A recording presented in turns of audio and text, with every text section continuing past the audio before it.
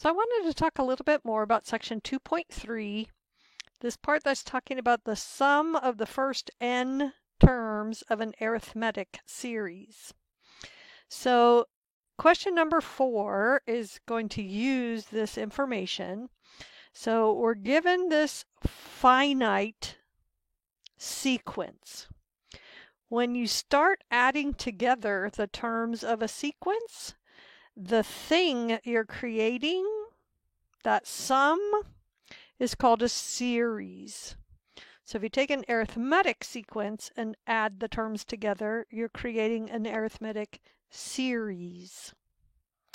Okay, so this first problem, we're given a sequence, 7, 19, 31, 43, and so on to 115, and it says find the sum. Well, in order to find the sum, I need to know this number n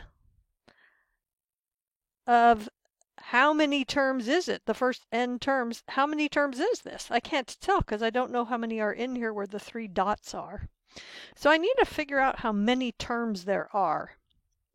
So I can see that a sub 1 is 7. And then I'm told that it's an arithmetic sequence.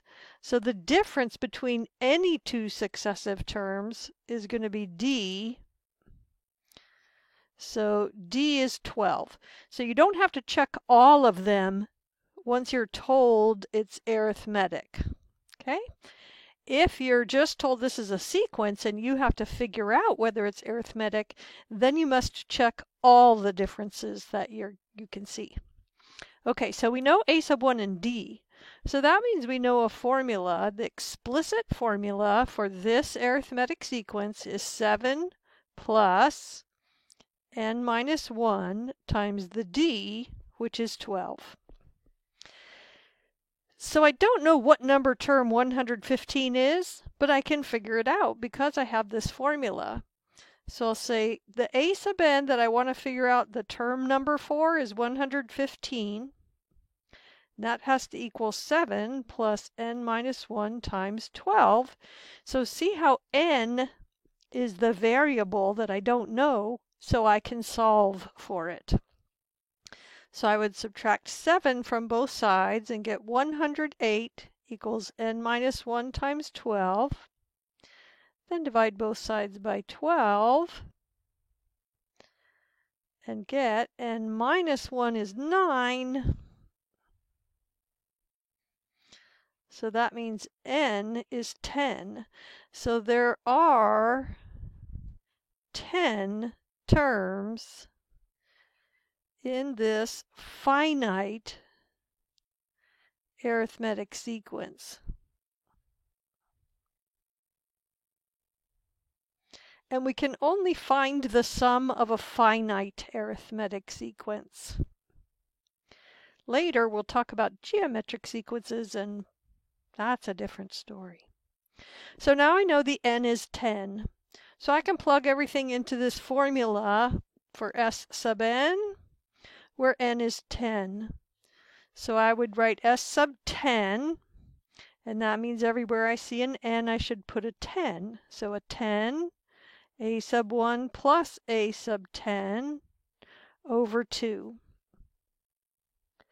So s sub 10 equals 10 times, the first term is 7, the 10th term is 115 divided by 2. So that's going to be the 10 over the 2 makes a 5 times 122. And 122 times 5 is 610. So I want to see labels. Whenever you're using a formula, put the label. Tell me what you're going to do and then do it. That's just kind of a good practice in college algebra. Okay, so that was number 4. Now let's look at number 5. It says find the sum from k equals 1 to 20 of 6k minus 4. So last semester, lots of students were finding really obscure ways of doing this that were really hard. So I want to show you a way I think is a little easier if I just start looking at the terms and seeing what I can figure out. So when k is equal 1, I have 6 times 1 minus 4, which is 2. When k is 2, I have 6 times 2 minus 4, which is 8. When k is 3, I have 6 times 3 minus 4, which is 14. And so on. 6 times 4 minus 4, 20. So are you seeing a pattern here? We're already being told this is an arithmetic sequence. So do you see that we're adding 6 and adding 6? So if you look at the differences, if you look at A2 minus A1, that's the difference, you'd have 8 minus 2 or 6. Since you're told this is arithmetic, you know that's your D. Okay, so we can see what our first term is. And then we can figure out what our 20th term would be by doing 6 times 20 minus 4. And that looks like 116. And that's our 20th term, right? So make sure and think about it a little because sometimes they're tricky and they start with 0. And then you'd have 21 terms if it was from k from 0 to 20. So here we're starting counting at k is 1. So 1, 2, 3, 4, 5, 6, 7, 8, 9, 10, 11, 12, 13, 14, 15, 16, 17, 18, 19. There are 20 terms. So we are trying to find S sub 20.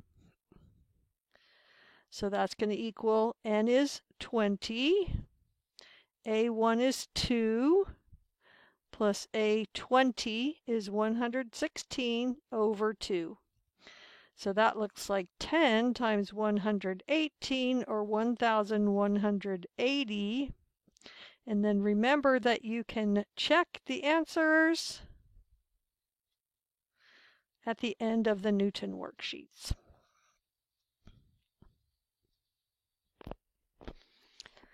Okay, so I want to show you why this formula works. It's kind of cool. So I want to first just make a simple sequence, 1, 4, 7, 10, 13. And then I'm going to write the same sequence backwards below. Okay, so this is the sum of the first 5 terms I would be looking for. This again is the sum of the first 5 terms. It's just in the other order. But now let's see what happens if I add vertically. I get 14. Oh my goodness, I get 14 and 14 and 14 and 14. So the first term plus the last term, the second and the next to the last, and you keep adding and you get the same thing each time. So we know that the result has to be 14 plus 14 plus 14 plus 14 plus 14. Well, we have a shorthand for 14 plus 14 plus 14 plus 14 plus 14. It's 5 times 14, right? These are equal. Well, this is S5 plus S5. So this is 2 S5s. Is this much? So see how the 14 is the A1 plus the AN.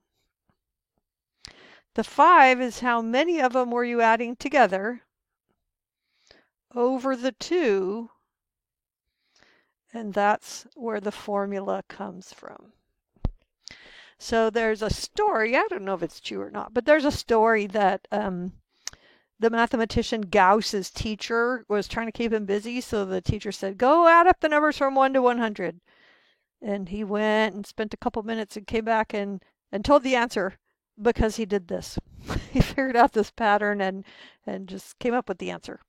So it's been around for a long time. It's part of mathematical lore. Okay, so then one more, the sum of the first 12 terms. So now they're telling us there are 12 terms, but we're going to have to figure out what the 12th term is. So we know A1. And we need to find D. So they're telling us it's arithmetic. So we just need to do the first difference, -9 minus -15. So that's +6 is your D. So you're adding 6, adding 6, adding 6. So now we can write that the nth term is found by taking -15 plus n minus 1 times D, which is 6. So we can find the 12th term using this formula. So it's going to be -15 plus 12 minus 1 times 6. So that's -15 plus 66. And that looks like 51. So then we're going to find S sub 12.